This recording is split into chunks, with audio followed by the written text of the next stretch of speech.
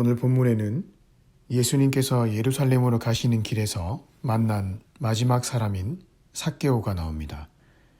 그동안 예수님은 예루살렘으로 가시면서 두 명의 사람을 만났습니다. 한 명은 부자 관리, 다른 한 명은 거지 맹인이었습니다.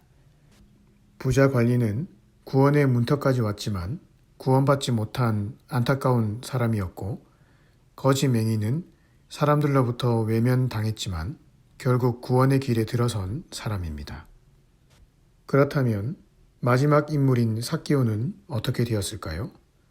누가는 부자 관리, 맹인, 삭개오를 나란히 배열하면서 독자들에게 삭개오의 결말에 대한 궁금증을 자아냅니다.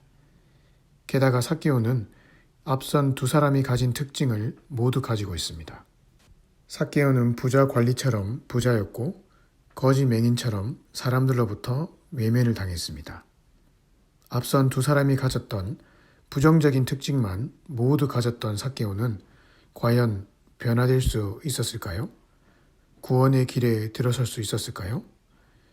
독자들에게 이런 궁금증을 자아낸 후에 누가는 예수님의 말씀을 인용해서 9절에 다음과 같이 말합니다.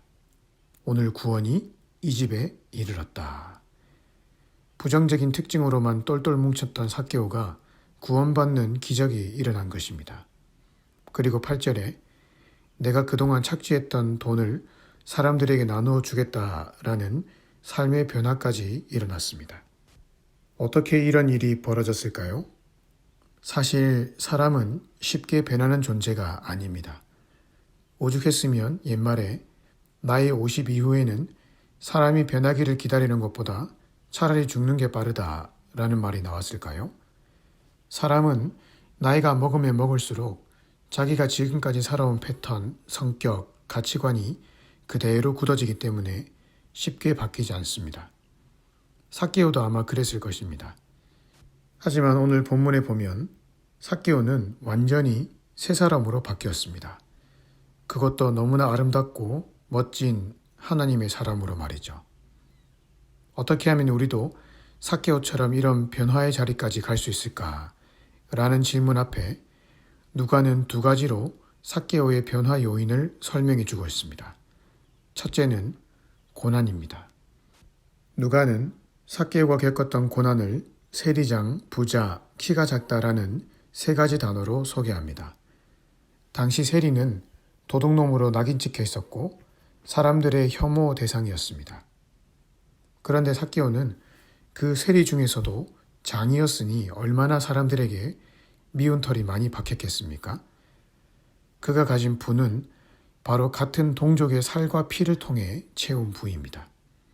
게다가 키가 작았으니 당시 유대 사회에서는 쉽게 무시당할 수 있는 조건이었습니다. 그래서 그가 올라간 곳이 바로 돌 무화과 나무였습니다. 당시 잎이 무성했던 그 나무까지는 삭개오의 몸을 숨기기에 딱 맞는 장소였죠. 하지만 외로움의 자리였습니다. 다른 사람들은 저마다 친구가 있는데 나만 홀로 남겨진 자리.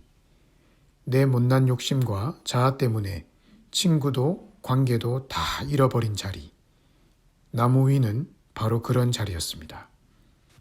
우울, 고독, 좌절 등 뭐라고 설명할 수 없는 감정이 그를 짓눌렀을 것입니다.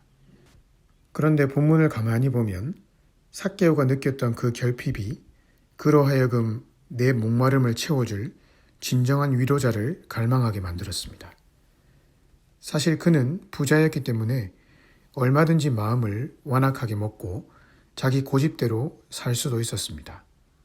그렇게 자기 잘난맛에 살면서 지나가는 예수님의 얼굴을 볼 생각조차 하지도 않았을 것입니다.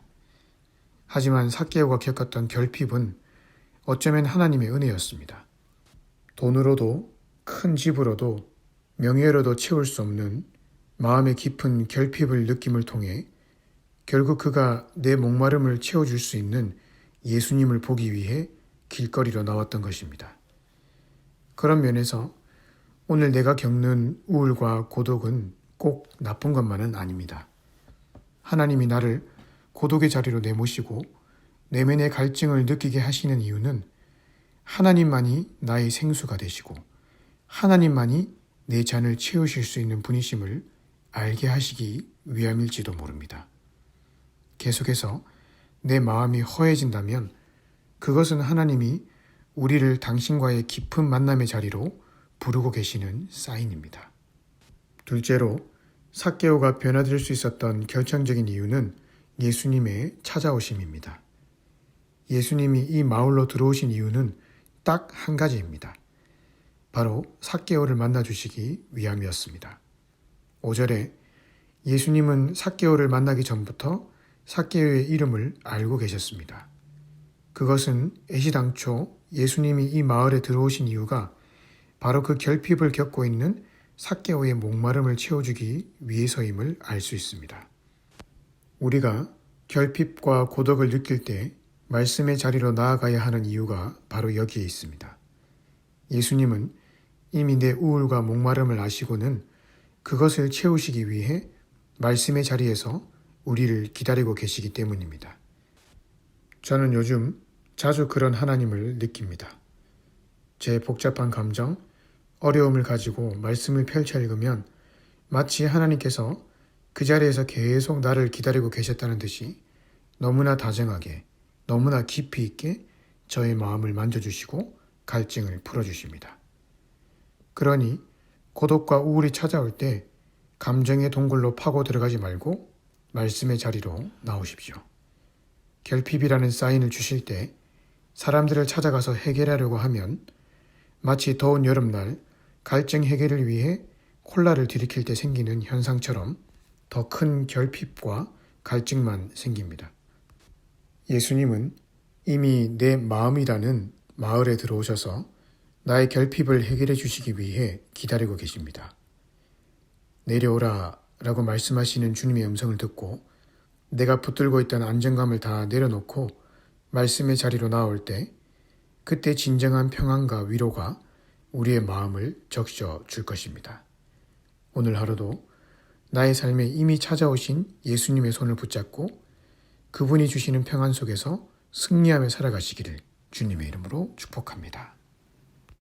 넌 내려오라 그 나무 아래로 인생의 마음 그를 지으시니 앞으로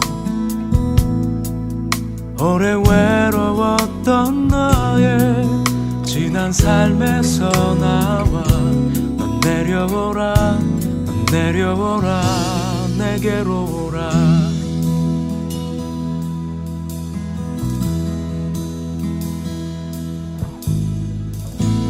사람이 산다는 일은 참으로 이상한 일 같다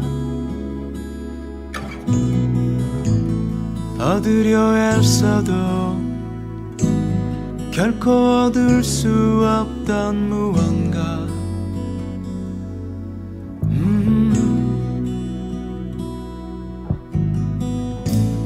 어쩌면 그게 이유일까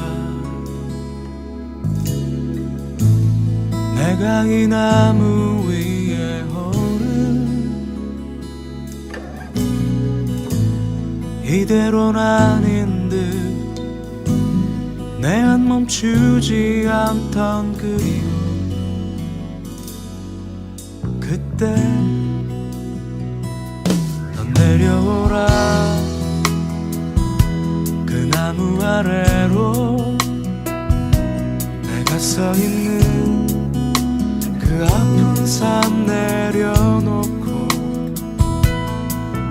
마른 풀잎 같던 너의 지난 삶에서 나와 넌 내려오라 넌 내려오라 내게로 오라